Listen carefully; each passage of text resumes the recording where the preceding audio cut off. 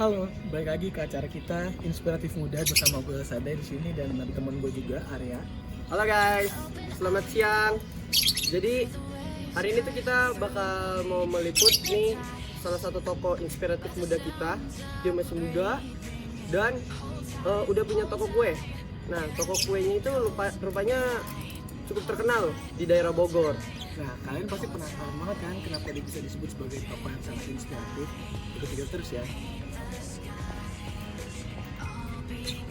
Kota Bogor adalah kota yang dijuluki dengan kota hujan. Selain itu, kota Bogor pun menjadi tempat kuliner yang banyak diminati oleh para pendatang luar Bogor. Salah satunya Mimos Cake.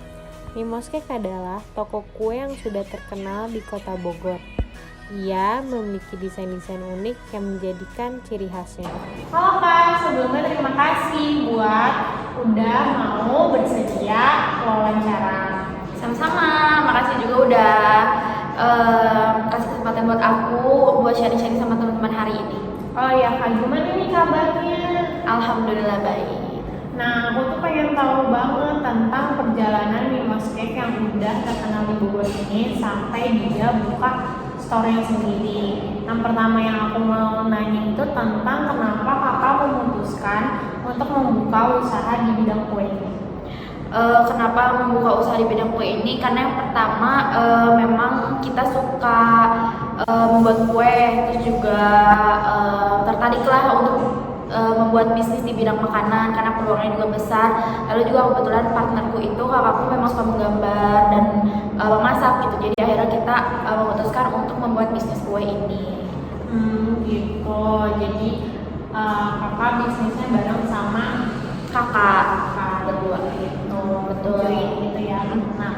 Nah pasti itu ada up and down kakak buat membuka usaha. Awal mulai kakak merintis ini dari usaha ini, kakak melakukan proses pembuatan kuenya tuh gimana? Kan nggak langsung di toko gitu. Kalau untuk proses pembuatan itu awalnya di rumah karena kita jualnya kan online. Tapi seiring berjalannya waktu gitu ya, karena pesanannya juga semakin banyak, jadi kita agar lebih efektif gitu ya. Jadi kita pindah ke toko gitu. Jadi produksi awalnya tuh di rumah. Betul. Kakak tuh emang udah basic buat desain kue gitu, apa belajar ngedesain kue atau otodidak? Kalau misalnya untuk ngedesain kue, karena aku dan kakak tuh basicnya bukan di tata boga, pokoknya nggak ada sambungannya lah, nggak ada sambung pautnya sama di bidang makanan. Jadi kita benar-benar dari awal tuh otodidak gitu dalam hal baking, terus juga ngedesain kue. Jadi memang kita belajar dari awal, semakin belajar dari awal yang tadinya mungkin belum terlalu rapi gitu. Jadi sekarang semakin banyak orderan, jadi semakin baik juga. Jadi bertahap gitu. Iya betul. Nah awalnya tuh sempat ragu nggak sih Kak buat membuka usaha ini, buat memulainya? Kalau ragu pasti ada ya, ada keraguan. Pasti semua orang juga dalam memulai bisnis tuh ada keraguan gitu. Tapi gimana caranya kita bisa meyakinkan diri kita tuh untuk menjual produk kita gitu. Karena kalau misalnya kitanya aja nggak percaya diri, gimana mau meyakinkan customer untuk beli produk kita gitu. Jadi harus percaya diri. Harus yakin juga. Nah apa sih hal yang nggak bisa kakak lupain tentang perjalanan membangun usaha ini sampai punya store offline?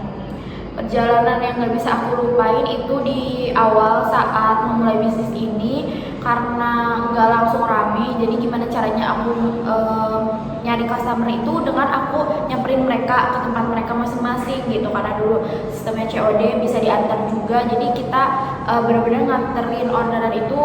Misalnya sehari orderan ada beberapa, dari jam 7 pagi sampai jam 8 malam. Kita cuma di perjalanan doang, karena dulu kan sebelum bikin kue ini kita jual cheesecake jar sama banoffee. Nah itu sih menurut aku kerasa banget capeknya gitu. Tapi alhamdulillah karena kita udah banyak juga yang coba gitu ya, banyak juga yang suka, alhamdulillah mereka yang datang sendiri ke kita gitu customer. Store-nya ya? Iya betul.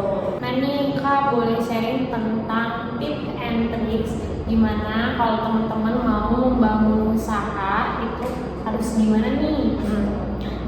Tips and trick dari aku, mungkin kalau dari aku juga masih banyak belajar gitu ya, masih banyak kesalahan juga. juga. Tapi yang paling penting itu dalam memulai bisnis pastinya harus adanya keyakinan dari diri, terus juga harus adanya inovasi dan bisa melihat peluang gitu, dimana kita harus tahu gitu ya tren sekarang itu apa yang disukai sama masyarakat itu apa, jadi terus berinovasi dan konsisten gitu, karena kan dalam berbisnis pasti ada ups and down-nya gitu ya. Nah gimana caranya di saat kita ada di titik yang terendah gitu, kita bisa tetap konsisten untuk menjalankan usahanya atau bisnisnya gitu. Jadi yang kunci pertama itu harus percaya diri, terus survei ke masyarakat apa sih yang lagi saat ini, terus tentang mental juga kan pastinya harus belajar. Oke deh, ini thank you banget udah mau sharing tentang perjalanan Mimos kayak gini. Semoga teman-teman juga termotivasi dengan pengalaman dan cerita-cerita dari Kak Ibu. Betul. Thank you. Oke, makasih buat teman-teman juga. Semoga ilmunya bermanfaat dan bisa diambil sisi positifnya dari apa yang udah aku sharing tadi ke teman-teman. Oke, see you. Ya, kira-kira begitulah kawan-kawan inspiratif muda, obrolan Kak Fasya sama Kak Aini tentang perjalanannya Mimos Cake yang dibangun dari nol sampai dengan sekarang. Nah, menurut lo gimana, Dai? Ada masukan gak nih buat kawan-kawan inspiratif muda? Nah, buat kawan-kawan inspiratif muda di luar sana yang mulai usaha tapi bingung, kalian ikutin kata hati kalian aja ya. Passion kalian dari mana, baru kalian ikutin. Biar nanti kalian udah punya plan ke depannya yang udah pas, udah jelas, biar kalian udah nggak kagok lagi dan nggak bakal bingung lagi kalau kalian kewalahan nanti pas lagi usahanya, oke? Inspiratif muda, semangat!